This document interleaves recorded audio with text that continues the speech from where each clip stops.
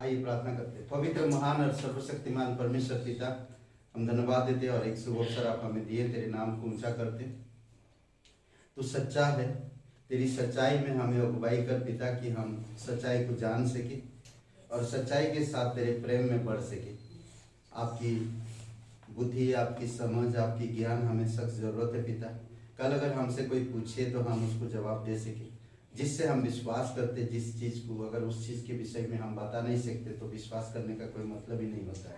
प्रभु, आप हमें बुद्धि समझ के साथ तेरी आत्मा के द्वारा हमारे मनोबल को बढ़ाओ, हमारी याददाश्त को बढ़ाओ, ताकि हम जो भी वचन सुनते हैं, सीखते हैं, हम उसमें प्रेम और सच्चाई के साथ उसका हमारे जीवन में अप्लाई कर सके। धन्यवाद देते यीशु मसीह के नाम से मांगते, आमीन। ओके, ये 30-31 क्लास है।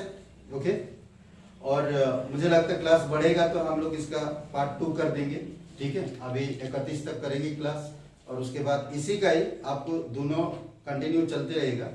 पर यूट्यूब में डालने के लिए हम लोग पार्ट 2 पार्ट 1 कर देंगे। ठीक है, तो आप लोगों को एक ही क्लास रहेगा और ये 3 क्रेडिट का क्लास है। 3 क्रेडिट आपको मिलता है इसमें। ठीक है, और इसमें असाइनमेंट, आपका जो टेस्ट, ये सारी चीजें आप अगर यूट्यूब में हैं आप खुद सबमिट करिए और मुझे लाकर बताइए। ठीक है, और जो भी टेस्ट देते हैं, जो मुख्य बात है, हर एक किताब के बाद मुख्य अध्याय है, उसमें उसी का टेस्ट लेते हैं और आपको उसी का टेस्ट करना है। यूट्यूब वाले जितने भी आप कर रहे हैं क्लास, ओके, बिना देखकर वो आपको पहले पढ़ना है। अगर मत्ती का 28 अध्याय है, 28 अध्याय में से आप जितना भी, उसमें शायद 22-23 तक अध्याय मिलेगा आपको, और मुख्य जो अध्याय है उन अध्याय को याद करके आपको करना है। और आज हम लोग 30 और 31 क्लास में हैं और रोमियो की किताब में हैं हम लोग। Okay, by the way, Romeo का किताब किसको लिखी गई थी? किधर है स्टूडेंट लोग? किसको लिखा गया था? रोमियो का क्लास किसको लिखा गया था? रोमियो के लिए, रोम के लिए। कमाल है, किसके लिए लिखा गया था? कभी लिखी गई थी? इसका लिखने का तात्पर्य क्या था? है?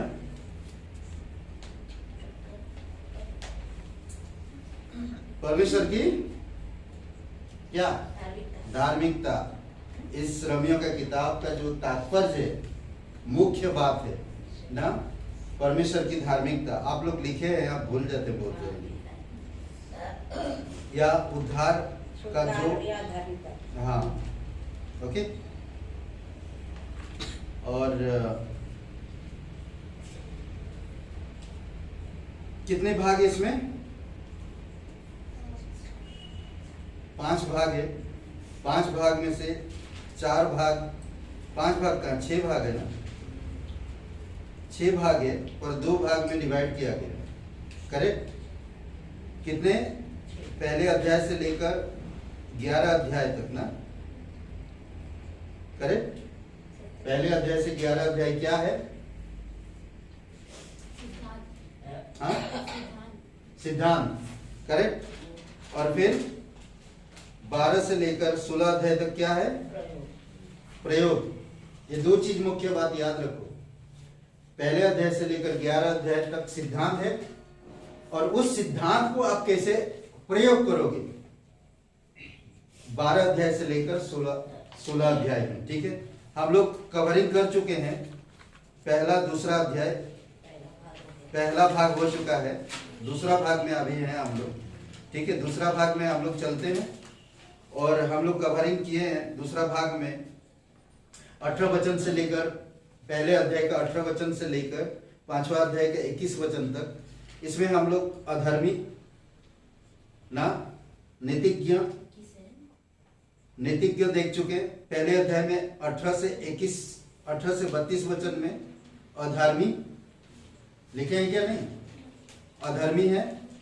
दूसरे अध्याय का 1 वचन से लेकर 16 वचन नीतिज्ञ है। ओके, तीसरा यहूदी, दूसरा अध्याय 17 वचन से लेकर 38 वचन तक यहूदी। और प्रत्येक, तीसरा अध्याय 9 वचन से लेकर 20 तक। प्रत्येक, प्रत्येक का मतलब क्या? हर कोई, हर कोई वही हाल में है। तो तीसरे वचन का 9 वचन पढ़िए, 9 और 10 वचन पढ़िए तो आपको पता चल जाएगा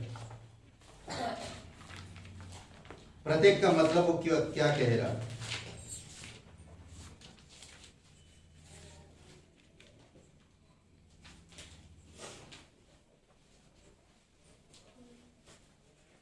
पढ़िए, कोई है निकाले। तो क्या हुआ? क्या हम उससे अच्छे हैं? कदापि नहीं, क्योंकि हम यहूदी और यूनानियों दोनों पर दोष लगा चुके हैं कि वे सब के सब पाप के वश में हैं। क्या कह रहा? सब के सब पाप के वश में है। यहूदी हो यूनानी, एक दूसरे पे आरोप लगाने की भी जरूरत नहीं। हम सब के सब पाप के बस में है। और वचन 10 में कहता, जैसा लिखा है, कोई धर्मी नहीं, एक भी नहीं, कोई समझदार नहीं, कोई परमेश्वर का खोजने वाला नहीं, सब भटक गए हैं। सब, एक भी नहीं ऐसा जो भटका ना हो।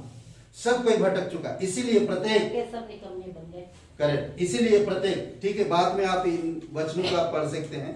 तो ये हम लोग कवरेज किया पूरा। ठीक है, तीसरे अध्याय के अंत में पौलुस विश्वास के द्वारा ठहराई जाने या उद्धार का विचार लाता है। तीसरे अध्याय के अंतिम में, ठीक है, अंत में, तीसरे अध्याय के अंत में, अंत का वचन किधर है? अगर आप देखेंगे 24 वचन से लेकर आगे, ठीक है, 23 वचन तक आप देखने पाएगा कि 21 वचन से आप लोग लास्ट तक आप देखेंगे तो इसमें मिलेगा आपको धार्मिकता के ऊपर। ठीक है, विचार करता है और ये बताता है कि क्या बता रहा है कि दर्शाता है कि पवित्र परमेश्वर के सामने कोई विचार लाता है, और जो यीशु मसीह की क्रूस पर मृत्यु पाप के लिए दाम के रूप में अनुग्रह से निःशुल्क दिया जाता है। ये क्रूस के पास आकर धार्मिकता कैसे मिलता है? जब हम क्रूस के पास आते हैं, ये कोई कमा नहीं सकता, ये कोई दूसरा और कोई कार्य नहीं है जो कर सकता है। इसमें एक बात मैं अच्छा से जानता हूं, उद्धार नहीं हो सकता। किस चीज से उद्धार नहीं हो सकता? 4 चीज इसमें लिख लीजिए। कमाने से ओके, उद्धार नहीं हो सकता, उद्धार नहीं हो सकता। ये 4 चीज लिख लीजिए इसमें। ये चीजें उद्धार कभी नहीं कर सकता, और ये सारी चीजों में है। आज बहुत सारे लोग उद्धार को कमाना चाहते हैं, पर उद्धार कभी कमाने से नहीं, मोल से नहीं,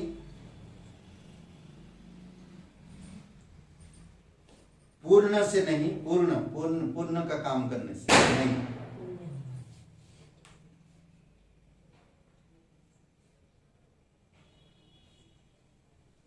या भूपति से नहीं। भूपति से मतलब जो खानदानी ना, या क्या बोलते हैं, खानदानी विरासत से नहीं मिलता। समझ में आया? क्या बोलते उसको? भूपति। हाँ, correct. Thank you Seema ji, thank you. ठीक है, ये 4 चीज से कभी भी आपको उद्धार नहीं मिल सकता। बहुत सारे लोग सोचते हैं ऐसा, समझ रहे हैं? अब हम इसको आप लिख लीजिए ऊपर वाले। ठीक है, धर्मी ठहराए जाने का अर्थ न्यायिक रीति से बचाना, न्यायिक रीति से बचाना, कानूनी तौर पे बचाना। कैसे? ठीक है, पहला ये लिख लीजिए। फिर इसमें 2 पॉइंट है, मैं वो देता हूं, आप उसको लिखिएगा बाद में।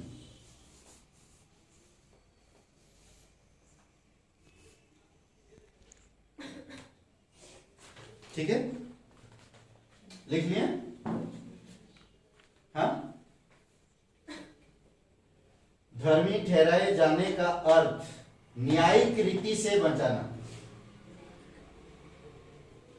न्यायिक कानूनी तौर पे बचाना। अभी किसी को अगर कोई दोषी ठहरा कर लेकर गया पुलिस आकर, तो आपको कानूनी दायरे में रहकर उसको निकालना पड़ेगा। कानूनी के बाहर आपको कर नहीं सकते, जाकर जेल तोड़ नहीं सकते ना।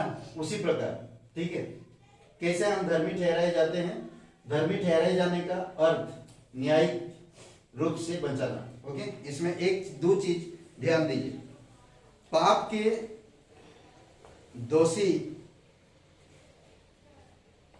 नहीं, पाप के दोषी नहीं।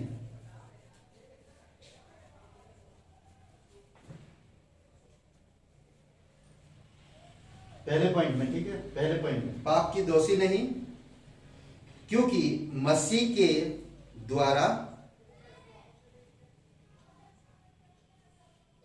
दंड, क्योंकि मसीह के द्वारा दंड चुका दिया गया है।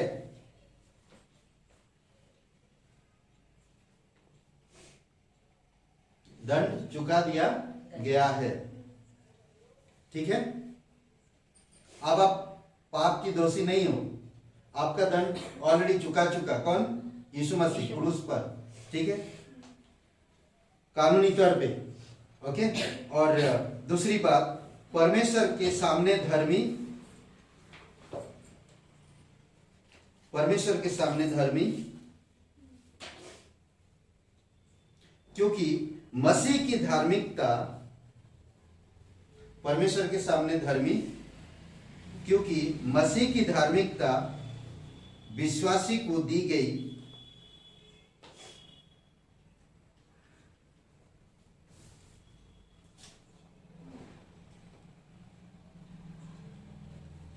क्योंकि ख्रिस्त की, मसीह की धार्मिकता विश्वासियों को दी गई जब उसने मसीह पर विश्वास किया।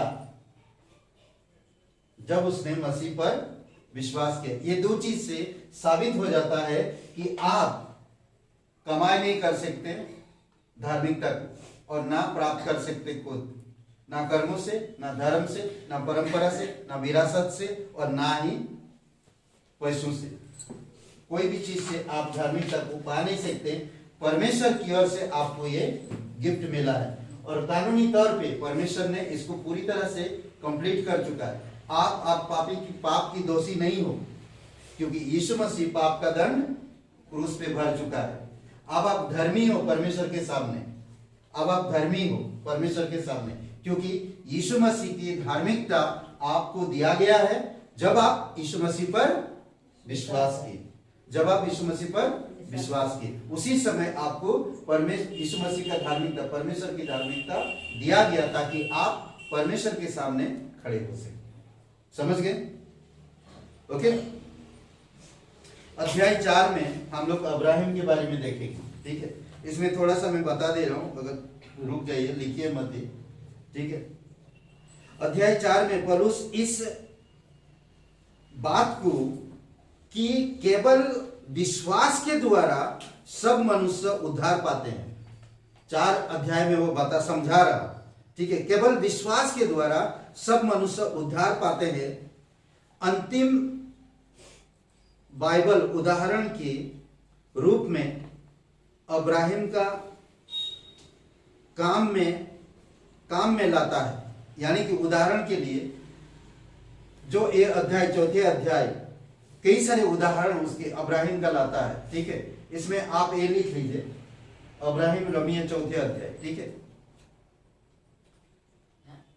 और पॉइंट 1 में लिखिए, यहां पर पॉइंट 1 में लिखिए इस प्रकार, सब सच्चे विश्वासियों का पिता है।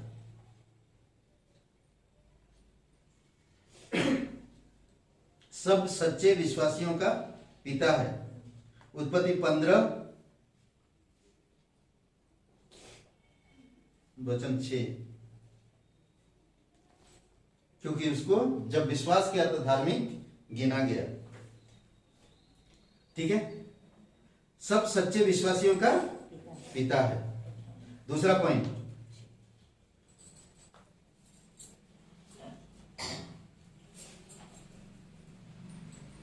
वह है जिसे परमेश्वर ने उद्धार की आत्मिक आशीष की प्रतिज्ञा दिया।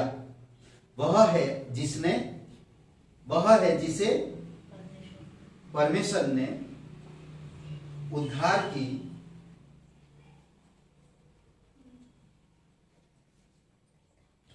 की आत्मिक आशीष की प्रतिज्ञा दिया।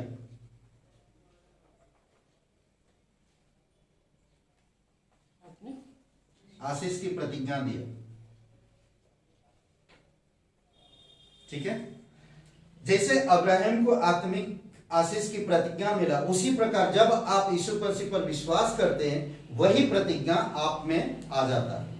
समझ रहे हैं? वही प्रतिज्ञा आप में आ जाता है। जो प्रतिज्ञा परमेश्वर ने यीशु मसीह को दिया, जब आप यीशु मसीह पर विश्वास करते हो वही प्रतिज्ञा आपके ऊपर आ जाता है। समझ रहे हैं? सिंपल है, जब हम विश्वास करते करें। ओके, दूसरी पर नेक्स्ट पॉइंट, तीसरा पॉइंट ना, तीसरा पॉइंट में अब्राहिम ने विश्वास से उद्धार पाया। विश्वास से उद्धार पाया।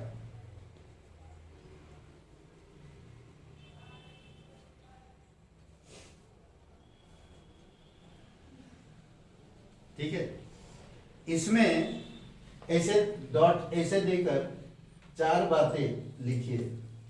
ठीक है, आप लिख दिए अब्राहिम ने विश्वास से उद्धार पाया।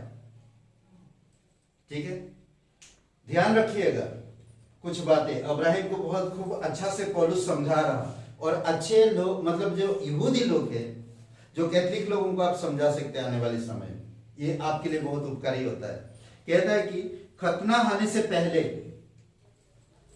ठीक है, खतना होने से पहले, खतना बाद में आया। ठीक है, खतना होने से पहले, कर्मों से नहीं। नेक्स्ट, कर्मों से नहीं,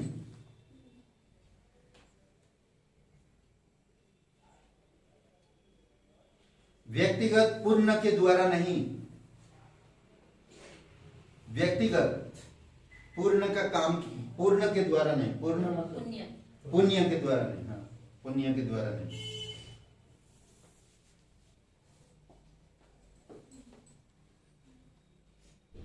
ओके, नेक्स्ट, धार्मिक या पारंपरिक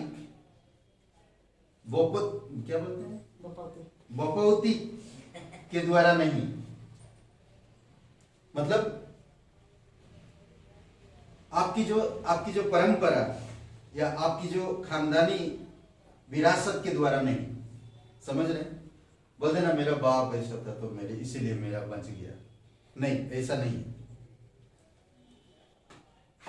बहुत सारे यहूदी लोग यही बोलते हैं ना, रोम में ज्यादातर यहूदी लोग यही बोलते कि अरे हम तो पहले से ही प्रभु के लोग हैं, उनको भी उद्धार की जरूरत है, उनको भी उद्धार की जरूरत है। समझ रहे?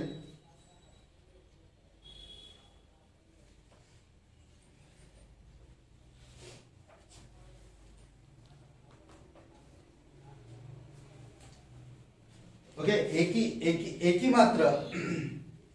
एकमात्र साधन जिसके द्वारा किसी को भी मिला या मिल सकता उद्धार, किसी को भी मिल सकता उद्धार, और वो क्या चीज है? विश्वास। किसी को भी, एकमात्र साधन है, दूसरा कोई साधन नहीं। एकमात्र साधन है जिसके द्वारा किसी को भी कभी उद्धार मिला या मिल सकता है, और वह परमेश्वर पर विश्वास। सिर्फ परमेश्वर पर विश्वास करने से उद्धार मिल जाता है, और कुछ नहीं।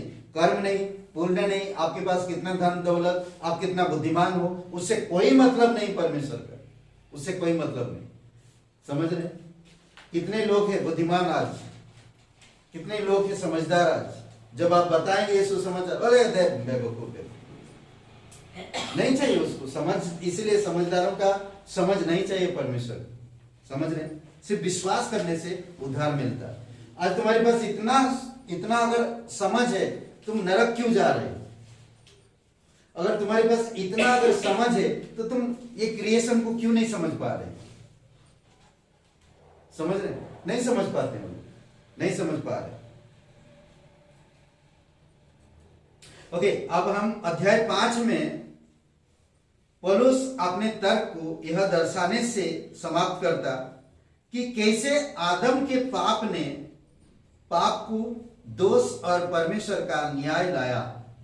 आदम ने, पहला इंसान ने 5 अध्याय में किस प्रकार से एक इंसान की पाप सभी लोगों को आरोपित बना दिया।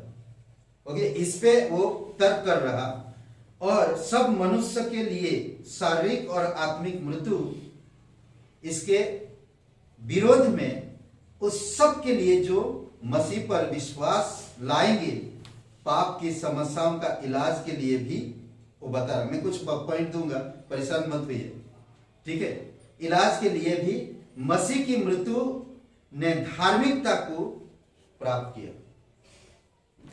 मसीह, एक आदम के द्वारा पाप इस संसार में आया। हर कोई आज पापी है। जो पति और पत्नी यानी कि स्त्री पुरुष के द्वारा जो कोई उत्पन्न होता है वो पापी कहलाता इस संसार में। परंतु प्रभु यीशु मसीह एक के द्वारा जो धार्मिकता इस संसार में आए, उसकी मृत्यु, उसकी पुनरुत्थान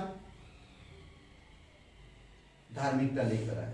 उसकी मृत्यु, परमेश्वर को इस धरती पर आना पड़ा इंसान के लिए, मरने के लिए। ओके, कुछ बातें लिख लीजिए, ये वाला पॉइंट लिखिए। रोमियो के इस सिद्धांतिक विभाग में पौलुस ने यह कहा, ठीक है। और 5वां अध्याय लिखिए, रोमियो का 5वां अध्याय के इस सिद्धांतिक विभाग, रोमियो के 5वां अध्याय, मैंने लिखा नहीं, मैं लिख देता इधर 5, ठीक है। 5 अध्याय के इस सिद्धांतिक विभाग में पौलुस ने यह कहा, क्या कहा हम लोग देते हैं उसमें।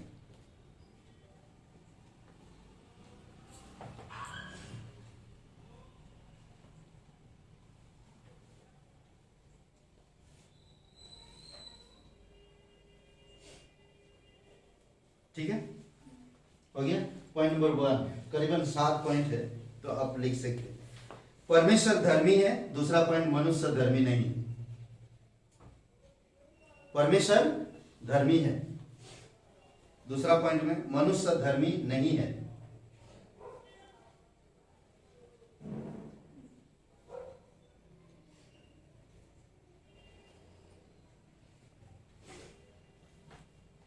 ओके, तीसरा पॉइंट हो गया।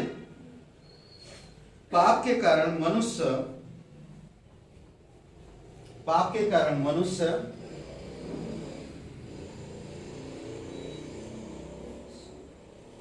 परमेश्वर के सामने दोषी ठहराया गया है। पाप के कारण मनुष्य परमेश्वर के सामने दोषी ठहराया गया है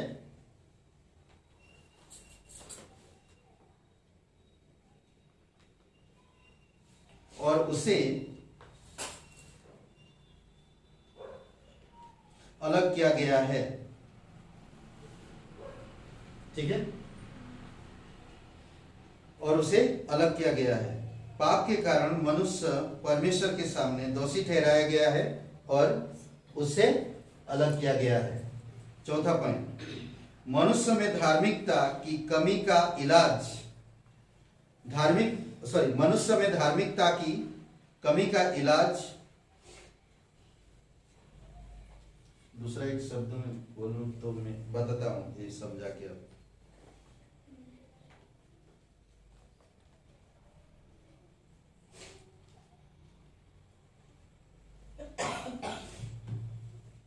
क्या लिखे?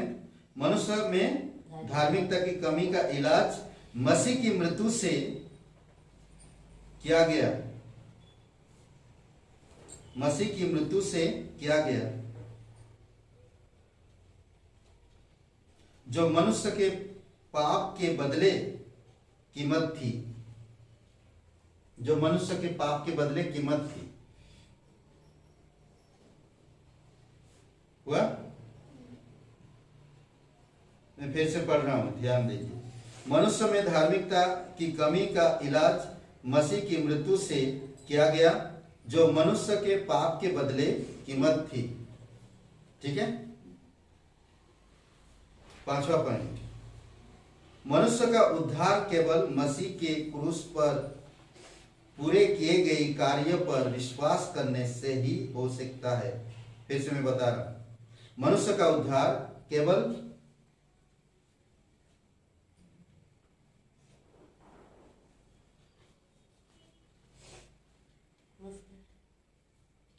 मनुष्य का उद्धार केवल मसीह के क्रूस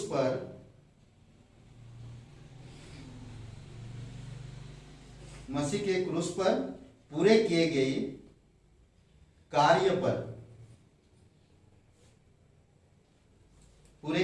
कार्य पर विश्वास करने से हो सकता है।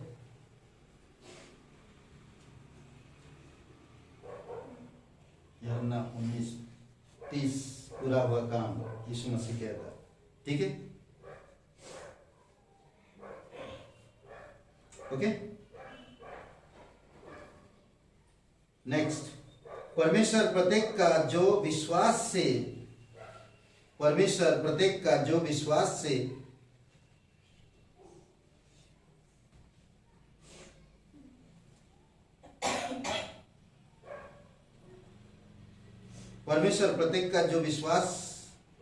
से मसीह पर भरोसा रखता है उद्धार करता है।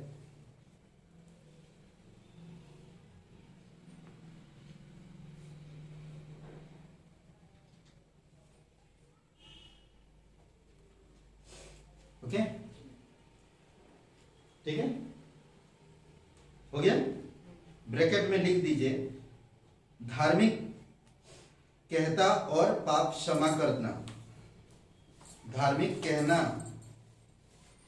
कहता और पाप क्षमा करता। ठीक है, नेक्स्ट पॉइंट,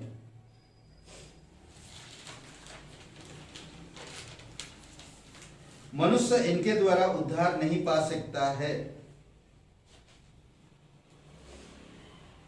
4 बातें मनुष्य इनके द्वारा उद्धार नहीं पा सकता है। 4 बातें पहले भी मैंने दिया, वो अलग चीज है और ये अलग चीज है। मनुष्य इनके द्वारा उद्धार नहीं पा सकता। हो गया। पहला, भले होने या भले काम करने से उद्धार नहीं मिल सकता।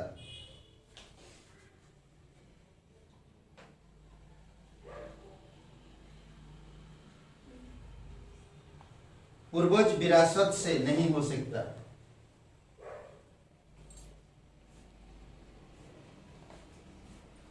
वंशावली विरासत या पूर्वज ना, जो भी व्यक्तिगत दान पुण्य से नहीं हो सकता।